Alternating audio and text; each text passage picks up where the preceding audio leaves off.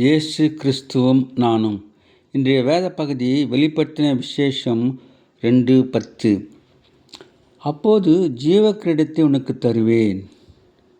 அன்பான சகோதர சகோதரிகளே, ஆண்டவர் நமக்கு ஜீவ கிரீடத்தை வைத்திருக்கின்றார். எப்போது அதை தருவார் என்று சொன்னால், நீ மரண பரியந்தம் உண்மையாயிரு என்று சொல்லப்பட்டிருக்கின்றது. நாம் சோதனைகள், வேதனைகள், பிசாசின் பிடியின் கட்டுகள் இவைகளெல்லாம் எதிர்த்து ஜெயிக்க வேண்டும் என்று சொல்லப்பட்டிருக்கிறது.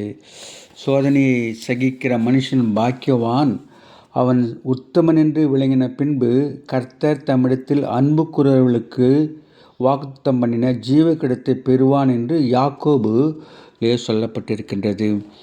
நாம் அந்த ஜீவ கிரீடத்தை நாம் பெற்றுக்கொள்ள நாம் எல்லாவற்றிலும் உண்மையுள்ளவர்களாக இருக்க வேண்டும். பிசாசு எதிர்த்து நிற்க வேண்டும். அவன் தோற்று போனவன் தான். அதனால் நாம் எல்லா காரியத்தையும் சகித்து ஆண்டவருக்கு சாட்சியாக வாழ வேண்டும்.